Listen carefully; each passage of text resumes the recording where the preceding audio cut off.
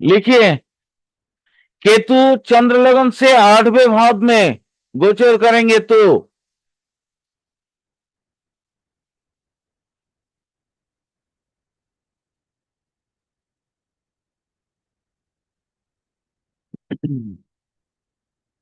यहां ना ये भौतिक जगत के लिए बहुत खराब है।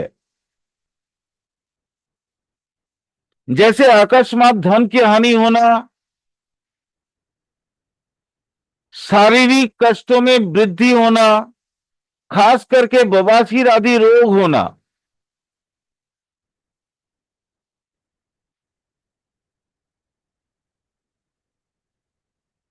लांछन लगने की वजह से घर से दूर होना या विदेश की यात्रा करना, ये भौतिक जगत के लिए है। पर आध्यात्मिक जगत के लिए केतु जब 8वें भाव में अपने गोचर करते हैं तो बहुत ही अच्छा होता है। भौतिक जगत में इंसान को इतनी तकलीफ मिलती है कि वो मजबूरन ईश्वर के रास्ते पे चलना, माने उसको चलने पे मजबूरी हो जाती है कि उसको लगता है कि भगवान ही सब कुछ है, ये भौतिक जगत की या बाकी सारे रिश्ते नाते सब बेकार है। और उसको ना आध्यात्मिक दुनिया में नई नई सिद्धियां प्राप्त होती हैं। वो इतना कठोर कृच्छ साधन और इतना कठोर तप में अपने आप को, माने अपने आप को इतना झोंक देता है कि उसको लगता है कि दुनियादारी अब मेरे लिए नहीं है, मेरे लिए भगवान ही सब कुछ है।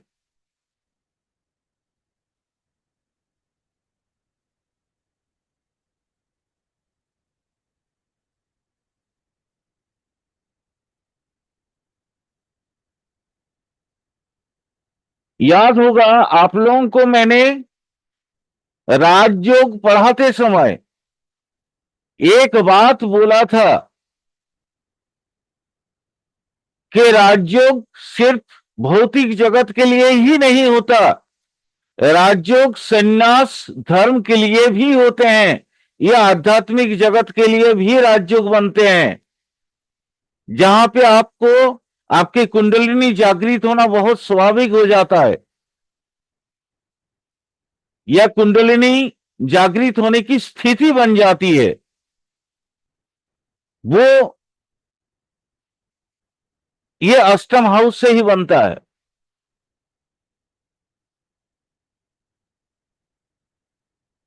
अगर कोई लगन चांदा हो, माने लग्न और चंद्रमा एक ही हो, उसके जब जब अष्टम हाउस से केतु गोचर करेंगे उसको नई नई सिद्धियां देते रहेंगे। मेरे पिछले क्लास में देख लेना, अनिमा लघिमा इत्यादि करके मैंने शुक्र की सारे स्थितियों के बारे में बताया है।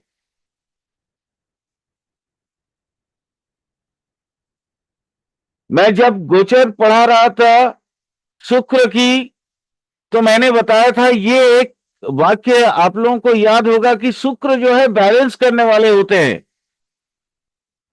शुक्र जी गुरु जीवन जी। की बाकी सारी चीजों के साथ गोचर को भी बैलेंस करते हैं। शुक्र अगर किसी का, मतलब किसी को साथ देने वाले होते हैं ना, तो बाकी गोचर कोई फर्क नहीं पड़ता। शुक्र अकेला संभाल लेते हैं, गुरु अकेले जी गुरु संभाल जी। लेते हैं। गुरु जी आपने बताया था जो वो 1 2 3 4 5 8 9 11 12 में शुभ फल देते हैं जो वो शुक्र गोचर में। बिल्कुल। और बाकी भावों में जैसे 3 6 11 में जितने भी पाप ग्रह हैं सभी अच्छे फल देते हैं, है ना। तो बैलेंस हो जाता है ना शुक्र की वजह से। जी गुरु जी। चलिए अगला लिखिए।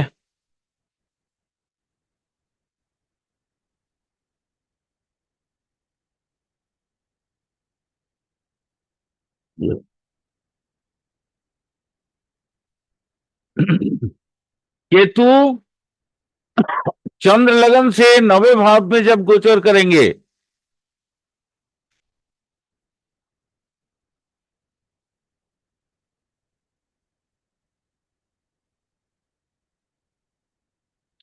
एकाएक आपके देखिएगा भाग्य में वृद्धि हो गई।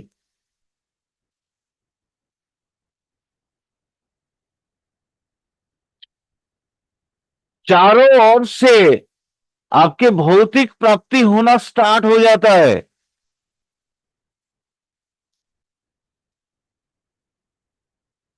या यूं लिख सकते हैं कि भौतिक प्राप्ति की स्थिति बन जाती है। भौतिक स्थिति मतलब पैसा मिलना, मान सम्मान इत्यादि सारी चीजें।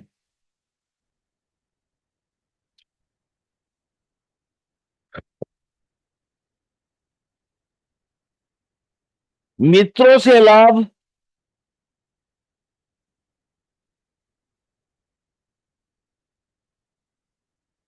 पुत्र के भाग्य में वृद्धि,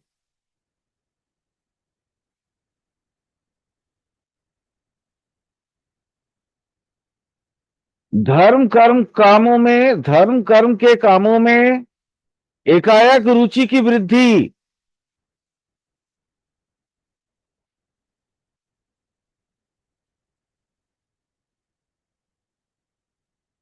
भ्रमण के दौरान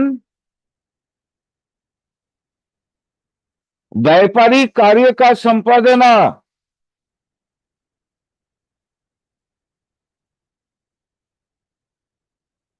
इत्यादि इत्यादि।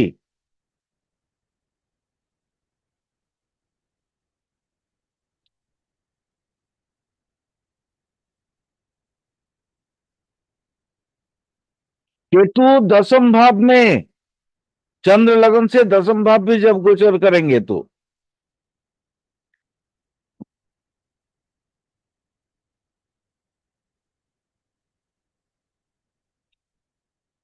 यह स्थिति बड़े प्रबल है। इसको बहुत ध्यान से लिखना भाई। यहां पे इंसान को ना फूक फूक के कदम रखना पड़ता है।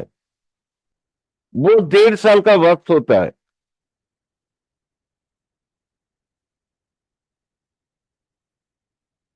क्योंकि केतु जब 10वें भाव में जाते हैं तो राहु कहां चले जाते हैं? 4थे भाव में। दोनों ही प्रबल स्थिति बन जाती है।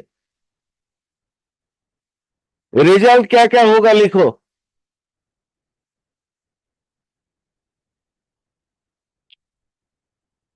राज्य से हानि,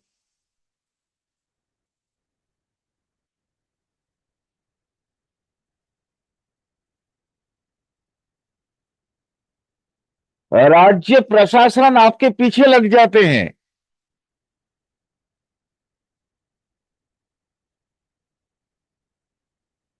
माने इस तरह लगते हैं जैसे उथल पुथल मच जाती हो।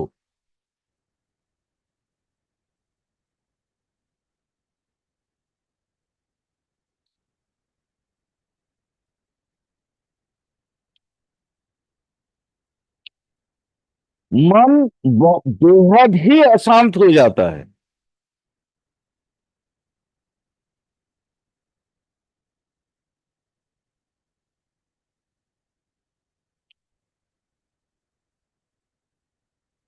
आपके उसके माने ये 1.5 साल के दौरान आप जो जो कार्य करेंगे वो बेकार साबित होगा।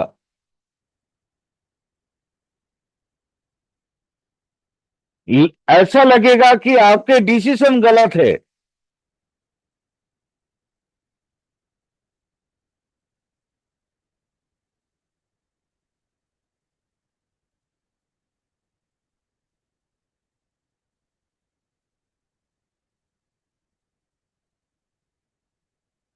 लेकिन इसमें घबराने की बात नहीं है। 10वें से गोचर के बाद फिर 9th में जैसे जाएंगे ना, तो यह लिखना मत, सुन लो खाली। 10वें भाव से गोचर करने के बाद फिर 9वें भाव में जाएंगे वो। तो 9वें भाव तो मैंने आप लोगों को लिखा है कि एकाएक सारी परेशानियों का माने परेशानियां जैसे गायब हो जाएगी। ठीक है, यानी आपके डिसीजन गलत उस कालखंड में साबित हो सकते हैं, आगे चल के देखा जाएगा कि आपका डिसीजन सही था।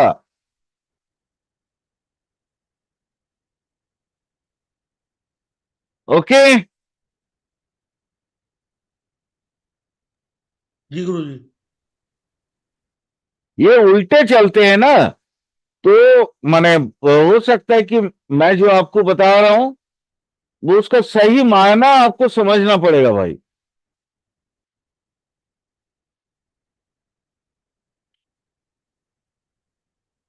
अगला लिखो।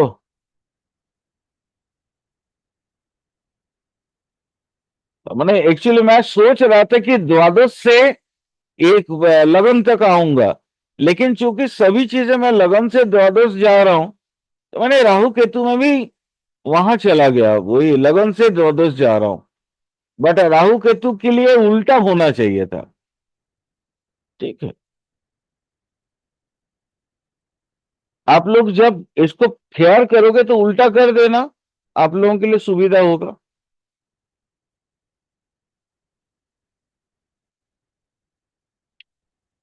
नेक्स्ट अगला, केतु चंद्र लगन से 11वें भाव में।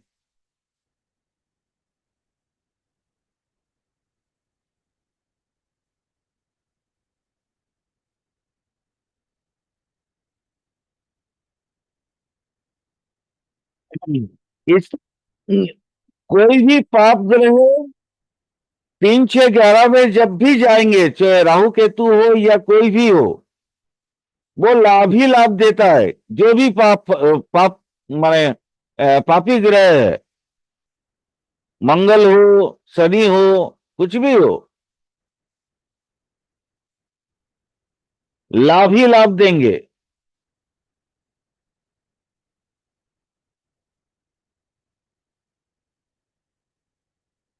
जैसे अकस्मात धन की प्राप्ति, आसानी से धन की प्राप्ति, काम में वृद्धि, रोजगार में वृद्धि, माने ये सट्टे से इनकम, शेयर बाजार से इनकम, माने हर तरीके का इनकम में वृद्धि होना।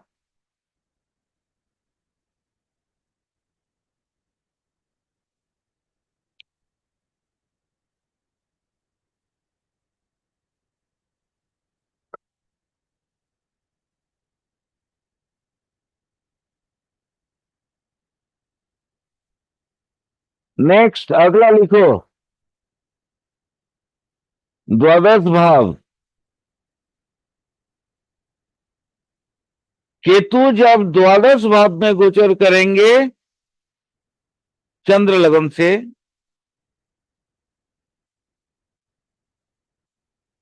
तो क्या क्या रिजल्ट होगा? अपव्यय समझते हो? अपव्यय,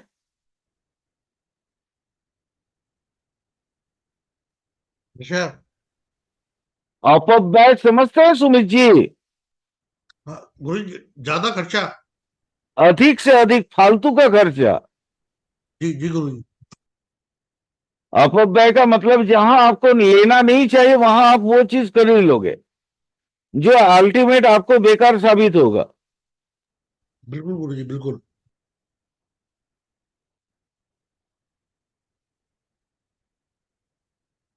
अच्छा, सेकेंड हाउस, 12 हाउस, छठा हाउस और 8वां हाउस, ये 4 हाउस जो ऐसे हाउस हैं जहां आंख वाला प्रॉब्लम क्रिएट होता है, तो ये द्वादश भाव में भी आंख का प्रॉब्लम होगा।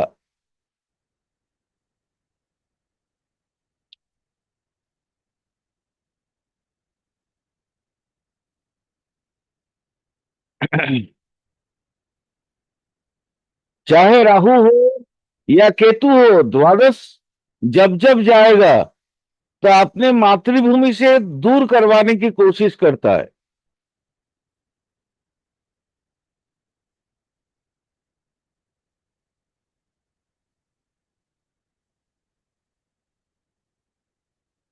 कोई जरूरी नहीं कि आप विदेश चले जाओ, बट आपकी मातृभूमि आप जाना चाहो फिर भी नहीं जा सकोगे, इस तरह का कंडीशन पैदा करता है।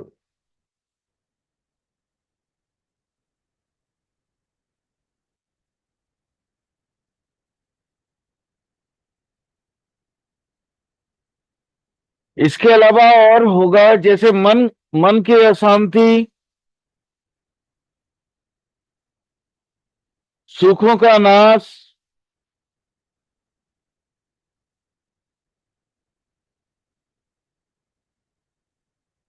इत्यादि इत्यादि।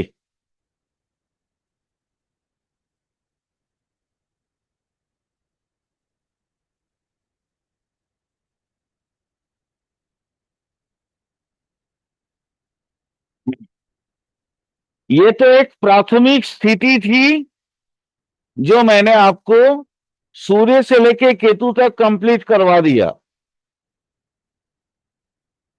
आप धीरे धीरे कुछ प्रैक्टिकल या टेक्निकल चीजों पे आएंगे।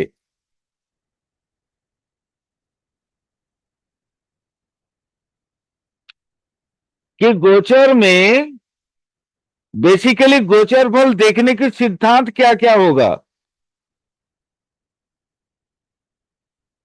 और बाकी ग्रहों से स्थिति, माने गोचर जैसे जन्मकालीन ग्रह है, उस ग्रह से आपके गोचरकालीन ग्रह की स्थिति को भी आपको समझना होगा। तो अभी हम सबसे पहले कोशिश करेंगे कि आपको कौन कौन सी रूल को ध्यान में रखना है। अच्छा, इसको बाद में भी करेंगे तो कोई दिक्कत नहीं है।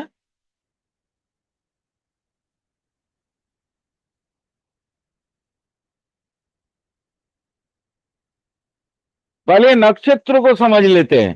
ये रूल को पहले लिख लीजिएगा, जैसा बोलिएगा।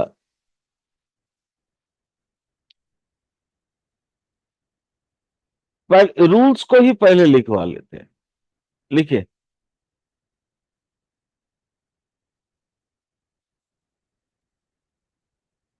अभी मैं जो बता रहा हूं वो फल दीपिका का सूत्र है।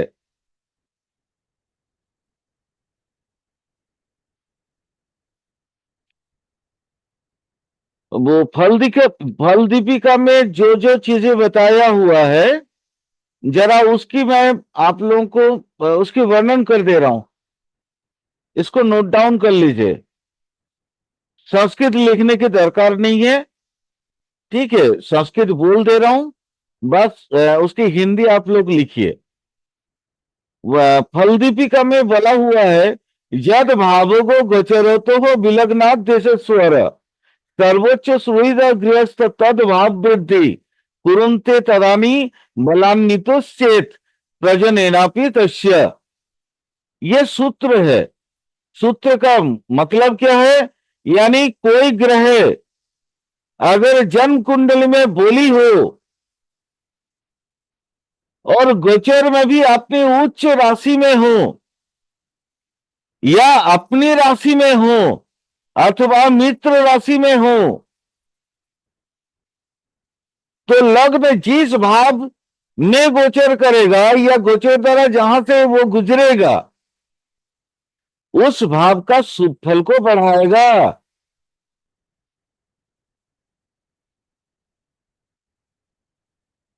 मैंने क्या बोला, समझ सर आया?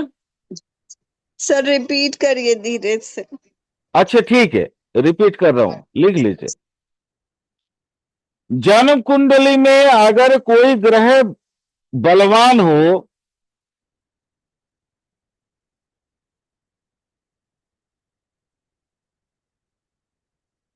और गोचर में भी वह ग्रह अपनी उच्च राशि में कमा स्वराशि में कमा मित्र राशि में गोचर करेगा,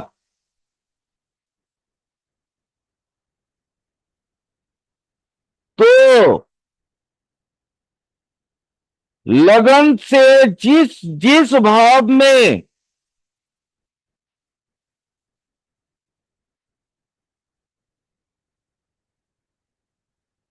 वह राशि गोचर के द्वारा जाएगा, उस भाव में या उस भाव के फल में, शुभ फल में, खास करके शुभ फल में वो वृद्धि करता है।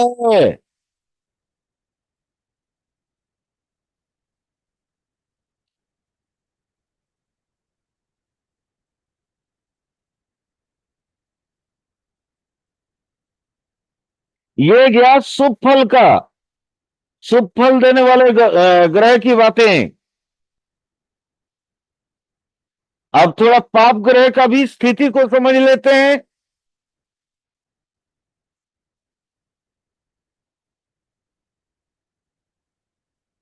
अब फल दीपिकाकार ने क्या लिखा है थोड़ा बता देता हूं। बोलो नीतो जन्मनी पाक नाथो मढ़ंग शनि चंग रिपु मंदिरंग व प्रातश्च यद भाव मुपेति चारत तद भाव नाशकृते तदानीनम। यानी जन्म कुंडली में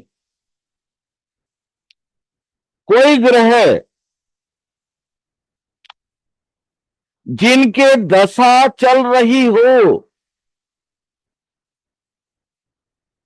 वो अगर निर्बल है,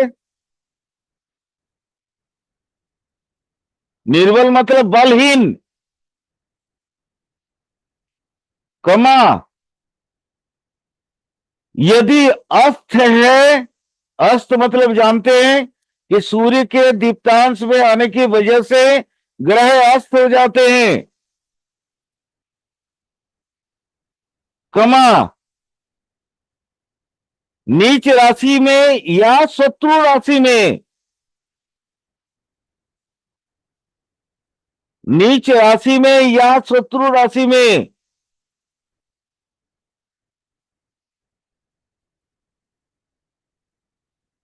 वो स्थित हो, और वो ग्रह जब गोचर में लगने से मतलब ये जिस ग्रह की बात अभी तक हम लोगों ने किया है, निर्बल है, जो ग्रह निर्बल है, अस्त है, नीच राशि में या शत्रु राशि में, वो जन्म कुंडली में बैठा है, वो गोचर में लगने से जिस भाव से गोचर करेगा या जिस भाव को देखेगा उस भाव का सत्यानाश करता है।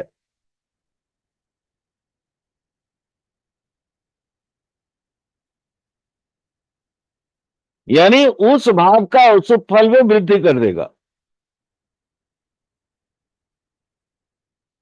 क्लियर? लिख लिए मनीषा मैम? जी गुरु जी। सर लास्ट लाइन रिपीट करिए ना। वो देखेगा या गोचर करेगा, हाँ, लगन गोचर से करेगा या देखेगा, तो वो हम्म, भाव, जो भाव को वो देखेगा या वो जिस भाव से वो गोचर करेगा उस भाव का रिजल्ट में बहुत कमी ला देगा। यानी मैंने एक लैंग्वेज बोला था कि उस भाव का फल का सत्यानाश करेगा।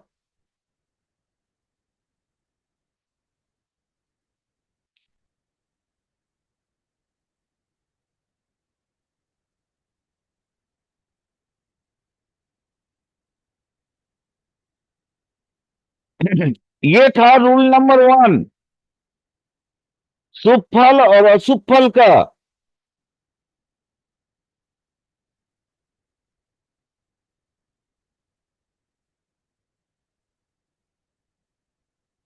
रूल नंबर 2 लिखिए।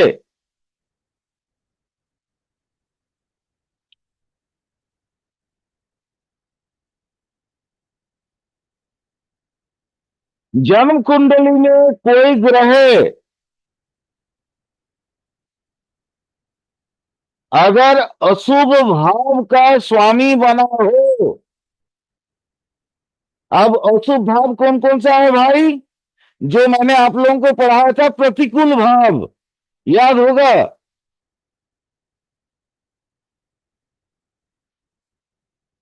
नॉर्मली 6 8 12 तो होते ही हैं, लेकिन इसके अलावा भी प्रतिकूल भाव और भी होते हैं।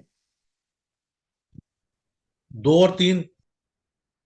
नहीं, 2 3 को तो प्रतिकूल भाव नहीं मानेंगे, ठीक है, क्योंकि वो केपी एस्ट्रोलॉजी में उसको अच्छे भाव में गिनती आता है।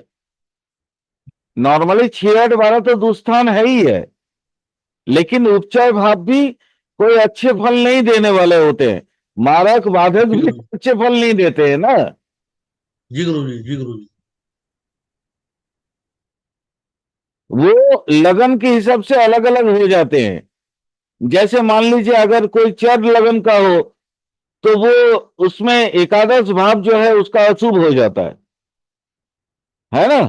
वो बाधक का सबसे बड़ा कारक ग्रह होता है, कारक भाव होता है, तो उसको चर लगन के लिए अच्छे फल नहीं माना जा सकता, अच्छे भाव नहीं माना जा सकता है। स्थिर के लिए जैसे आप नव भाव को अच्छे नहीं मान सकते, है ना। इस तरह के वो अलग अलग लगन के लिए अलग अलग भाव होंगे, इसलिए मैं उनको लिखा नहीं रहा हूं। सीधा सीधा जो सूत्र मैं जैसे जैसे लिखवा रहा हूं वैसे लिख लीजिए।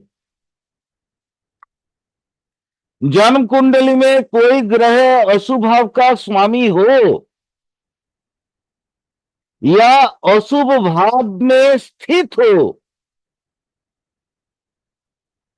मान लीजिए कोई 6ठा भाव में है, कोई 8वां भाव में है, कोई 12वें भाव में है, तो वो ये भाव तो ऐसे ही खराब भाव हो गए, तो वहां पड़े हुए ग्रह भी अच्छे नहीं होते ना। तो क्या बोला मैंने कि कोई कुंडली में अगर अशुभ भाव का स्वामी हो या अशुभ स्थान में स्थित हो, कमा नीच राशि का हो,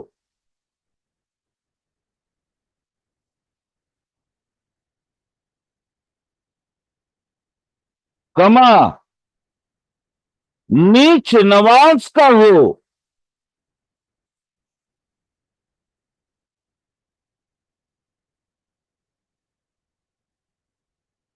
वो ग्रह गोचर में जब अच्छे भाव में आएंगे,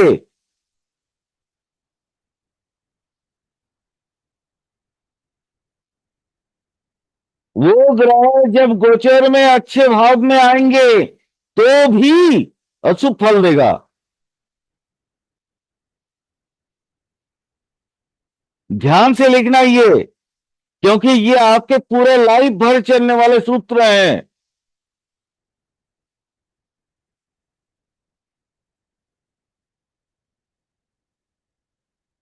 फिर दोबारा बता देता हूं, कोई ग्रह अगर कोई अशुभ भाव में पड़े हो, कोई अशुभ भाव का स्वामी हो या नीच राशि का हो या नीच नवांश का हो, वो अगर गोचर में अच्छे भाव में भी आ जाए, जैसे अभी तक मैंने अच्छे अच्छे जितने भाव लिखवाए थे उसमें भी आने के बावजूद भी वो अच्छा फल नहीं देगा, वो खराब फल देगा। क्लियर हुआ?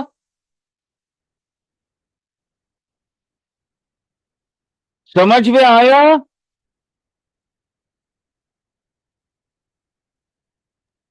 हाँ जी गुरु जी। कोई डाउट, कोई question? No. No sir. Anuj है? अनुज, जी सर, हूँ सर। कोई क्वेश्चन? सर कोई नहीं सर, नहीं सर। गुरु जी, यदि जो है अष्टम के और छठे भाव के स्वामी और चतुर्थ भाव में बैठ जाए, तो फिर कैसे उसका जो है व्यवस्था बनाएंगे गुरु जी? नहीं, वहां पे रेमेडी की यूज करना पड़ेगा। वो देखिए, जैसे 6ठे 8वें का भाव में कोई अच्छे लगन में ही बैठ जाए स्वामी, जी 6ठा भाव का जी स्वामी या 8वां भाव का स्वामी लगन में ही बैठ गया, तो मान जी। लीजिए राहु का गोचर हो रहा है या केतु का गोचर हो रहा है, तो जी केतु तो प्रथम भाव में अच्छे फल देते हैं ना, जी गुरुजी। लेकिन वो अच्छे माने अगर वो केतु अगर उसके भावेश हो गए,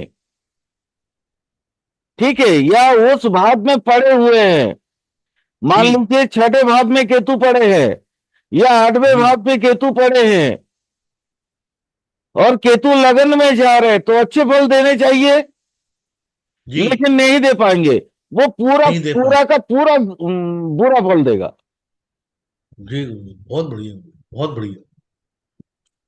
समझ आया? जी गुरुजी, बिल्कुल बिल्कुल। ये बहुत ध्यान से लिखने वाली सूत्र हैं, माने बहुत जी ध्यान गुरुजी। से समझने वाली। ये जनरली कोई टीचर नहीं पढ़ाते ये सब। उनको तो खाली बस वो बोल के छोड़ देते हैं ना कि ये भाव में ये जाएगा तो अच्छा फल देगा। बट मैं आपका इसका गुण तत्व को समझा रहा हूं कि कोई जरूरी नहीं है। हो सकता है कि मान लीजिए आपका छठे या आठवें आठवें भाव में मान लीजिए पड़ा है गुरु, गुरु सेकेंड हाउस में चला गया, तो आपको तो अच्छा फल मिलना चाहिए, लेकिन नहीं मिलेगा। क्लियर हुआ बातें? जी गुरुजी। चलिए 3 नंबर सूत्र लिखिए।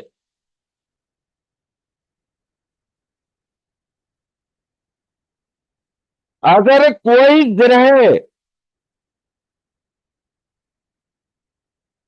अगर कोई ग्रह जन्म कुंडली में शुभ भाव में हो,